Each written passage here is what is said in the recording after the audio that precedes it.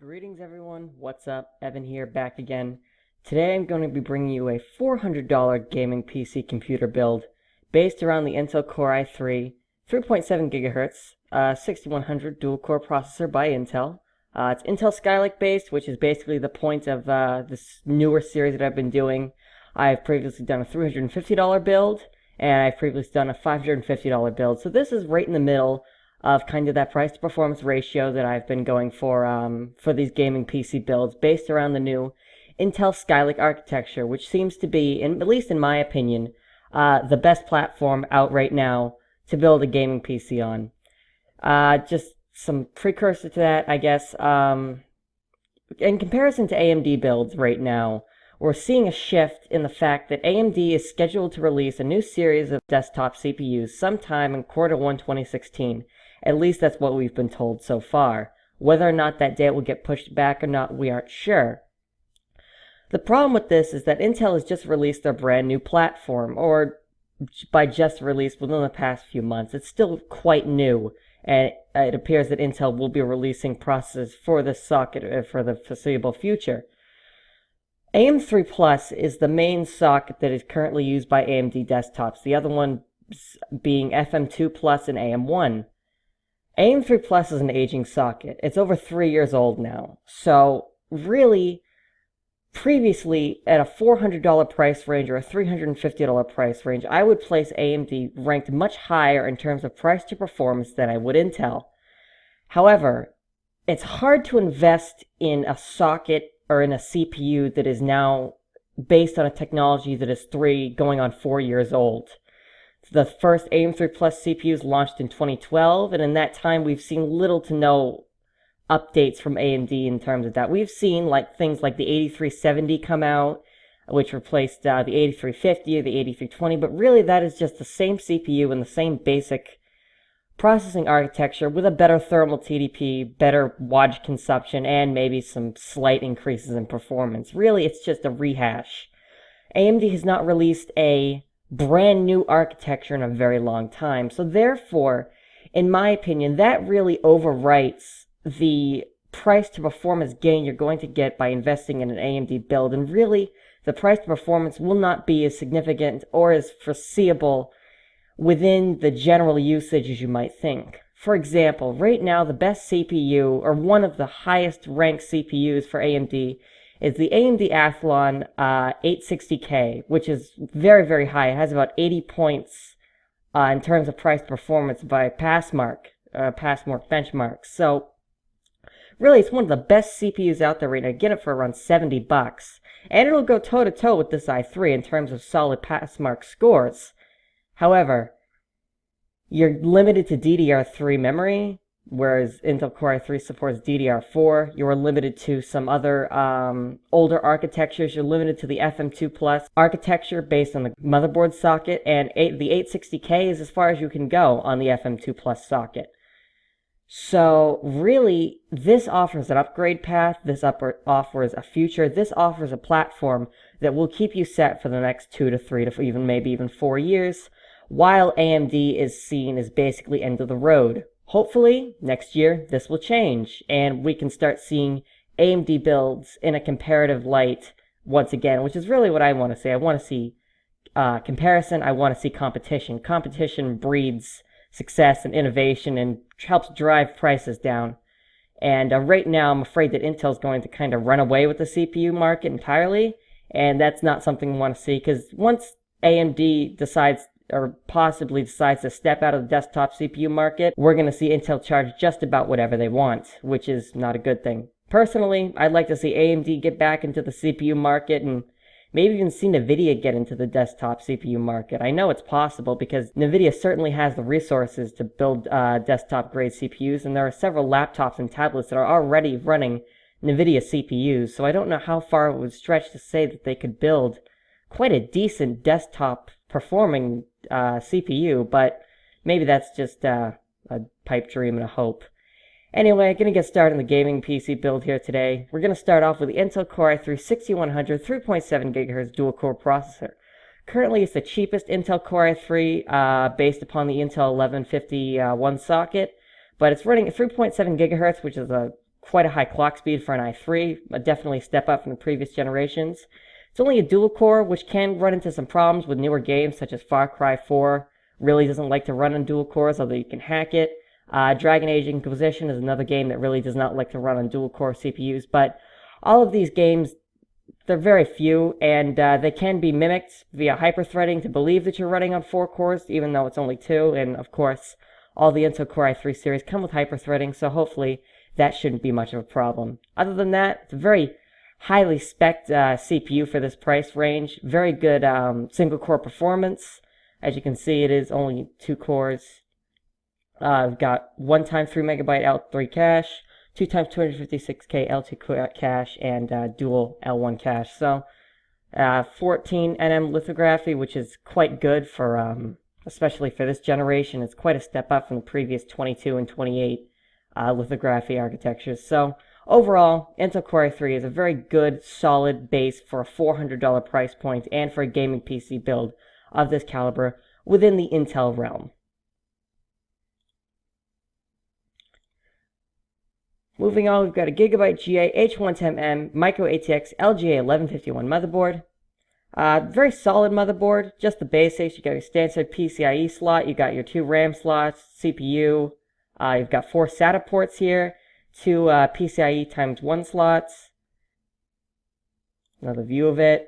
Got USB 3.0, USB 2.0. Looks like HDMI, though you probably won't be using that. Ethernet, audio. Really everything that you could really need for a motherboard of this price. And these have recently come down in price. Previously, you could only get the Intel 1151 motherboards for a minimum of around $50 to $60. Now they're starting to drop down into the 40s. Hopefully we'll even see some in that $35 price range for that super cheap gaming PC build that I'm hoping to be able to throw together eventually. Unfortunately, when new parts come out, such as these new DDR4 supporting boards and these new socketed boards, you see kind of a price hike, and then they'll slowly drop over time. So hopefully that happens faster rather than slower. For memory, we've got some ADATA XPG Z1 8 gigs of DDR4 2400 memory. Really, it's just the cheapest DDR4 memory that's available on PC Parts Picker right now. There's nothing particularly special about it, but you're getting 8 gigs of DDR4 for $42.99, which is a great price. RAM, thankfully, has kind of stabilized in price right now. And even when DDR4 came out or came into the mainstream market with the new release of this Intel socket, we didn't see much of a price hike. The difference between DDR4 and DDR3 is not that expensive. It's only about $10 to $15. So if you can, I'd definitely spring for the DDR4 supporting platform, which is really only Intel right now. There might be some AMD boards that might technically support it. I'm not entirely sure, but I'm pretty sure the CPU is going to limit you on that decision. But no, really, just very solid memory. Seems to have good reviews, and should be a good price point for this build. Again, for storage, we have the Hitachi UltraStar 750 GB, 7200 RPM internal hard drive. I think this is the 3rd time that this has been in one of these gaming PC builds that I have featured. It, for some reason, it's the cheapest hard drive between 500 and 1 terabyte, as opposed to a 500 gigabyte, 5900 RPM drive, which only beats it out by about $2. So I do always look for price to performance, which is pretty much the whole point of these gaming PC builds. That is the focus, price to performance, performance per dollar. And this is priced around the same exact price point as the 7200, 500 gig hard drives, and it's about $10 cheaper than the terabyte hard drive. So it's a really interesting price point. You're literally getting more for less. And I don't understand why this hard drive is still priced at this price point, but hell with it. Pick it up. The 750 gigs, you're basically getting an extra 250 gigabytes for the price of a 500 gigabyte drive, and you're able to do a lot with that extra 250 gigabytes. It really does make a large difference, especially if you're doing any sort of video editing or that sort of thing. So, moving on, we've got the video card. We've got an XFX Radeon R7 360 2GB Core Edition video card. Now, whenever I upload one of these gaming PC videos, the point of contestment that always seems to come up is the video card. People say that the R7 250 is not enough to play these games, that the R7 260X sucks, or, the GTX 750 isn't the right price point, I get a whole bunch of people that want to try to tell me or try to explain that how my decision is wrong. Well, that's all fine and dandy. You can believe that all you want, but I do have a process in which I choose these video cards, and I might be a little more biased to AMD just because I prefer raw performance over the extra fluff and features that NVIDIA offers, like the GeForce experience, the driver support, and that sort of thing. But when it really comes down to it, the R7 360 is really the best card for this price point, and I'll show you why. This is another tab that I just had open, and basically this is how I go about choosing these video cards, right? I look at the price point that I can choose a video card at, so to speak. So if we go back and we take a look at the components and the different components that I've chosen, the main things for a gaming PC is your CPU and your GPU. Those are the two most important things that you can have for a gaming PC to allocate performance. So as we see here, we've got the Intel Core i3-6100 and the XFX Radeon R7 360. Together, that's about $230 of our total of $400 budget. That's over half for two components. You can only skimp so much on the remainder of the components. You have to have a quality power supply, and you can only go so cheap with the amount of memory that you want to have and the motherboard that you're going to be using to support the socket that you're building off of. So based upon that, I determined that a graphics card around the $100 to $110 ratio would be perfect to match with the Intel Core i3. It matches. It's not going to cause a bottleneck, so to speak. So we go ahead and we take a look at all the video cards that are available within that price point, so to speak. And as you can see here, it's pretty much right smack down in the middle between the R7 360 and the GTX 750 Ti.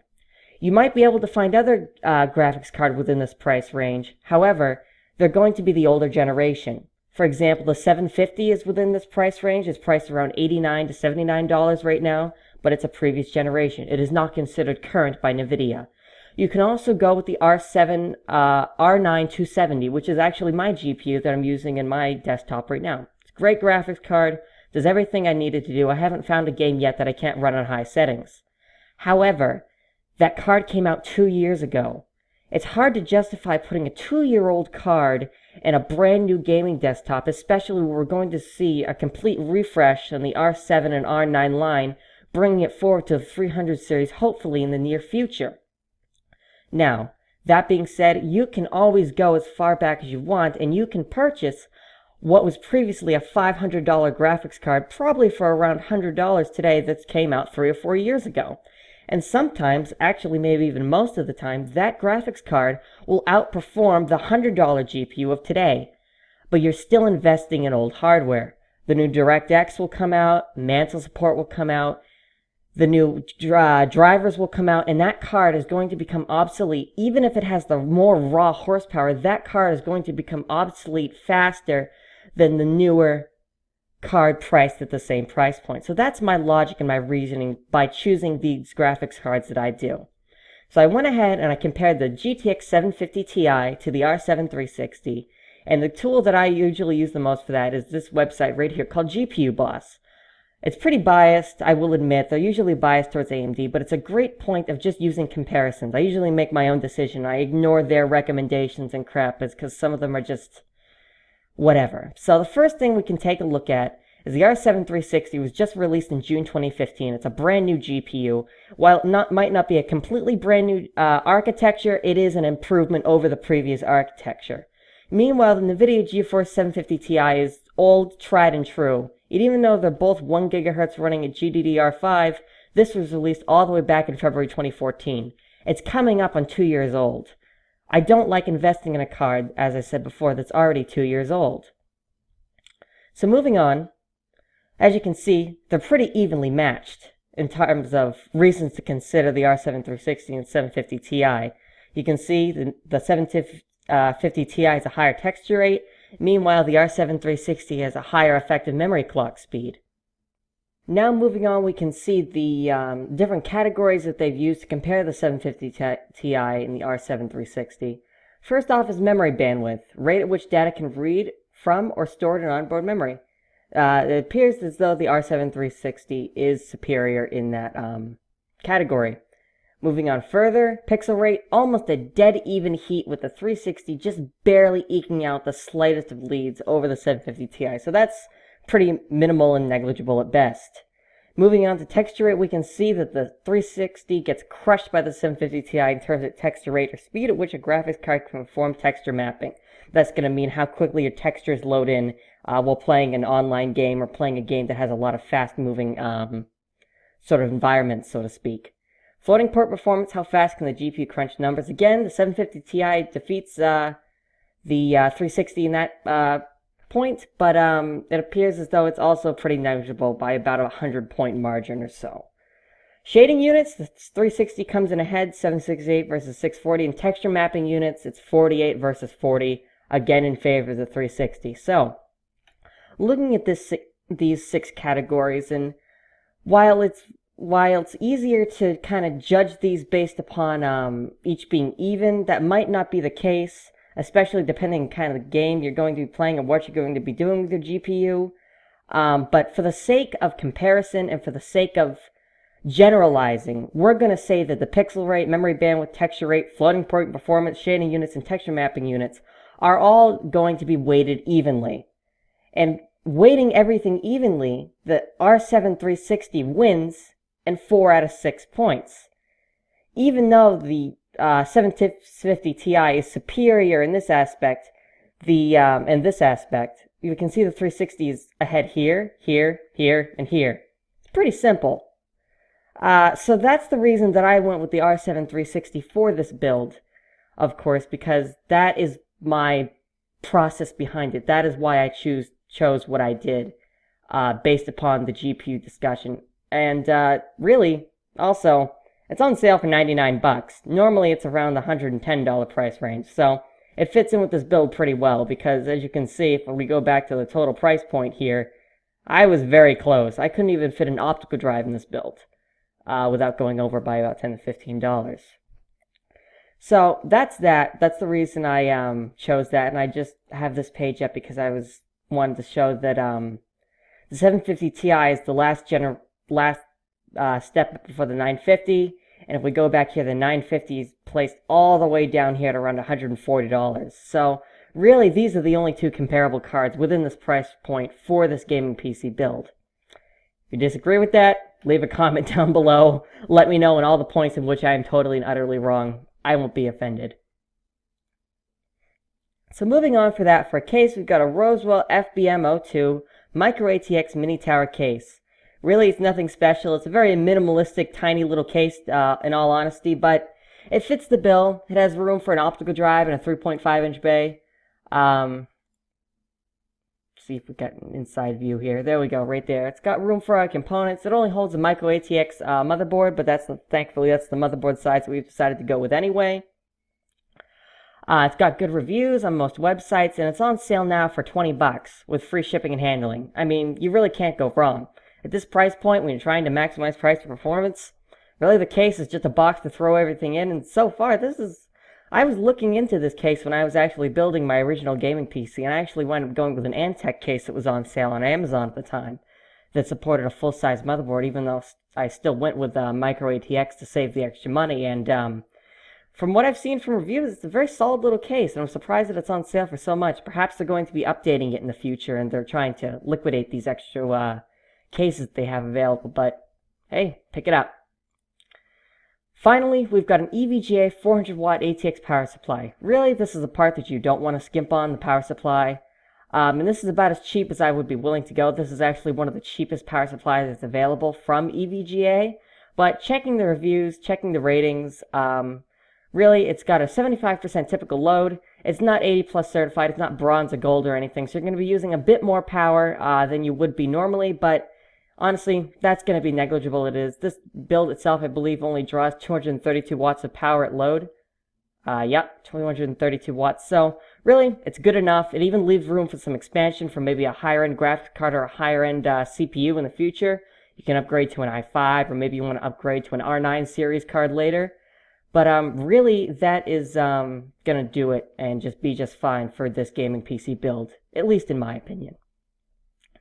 And that is it. That is every component within this gaming PC build. I normally put an optical drive into this build, but it was just so close, and I'm getting closer and closer to...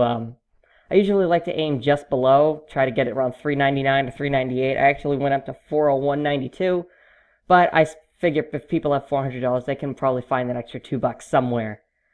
Leave a comment down below. Let me know what you think. If you have any questions, comments, concerns, or just, want to talk, I'm always here. I'm always willing to chat about technology stuff. I love talking about this sort of thing. I've got some more videos planned in the future. I think I want to talk more about, go into more detail about the whole Intel versus AMD kind of position right now, which I discussed earlier in this video. And I want to talk about things such as comparing certain graphics cards that are currently in contestment right now within the community, and certain other aspects as well. So look out for that in the future. If you enjoyed this video, give it a like. It really helps me out. Subscribe if you want to see more things like this. And I thank you all for watching, and I'll see you in the next video.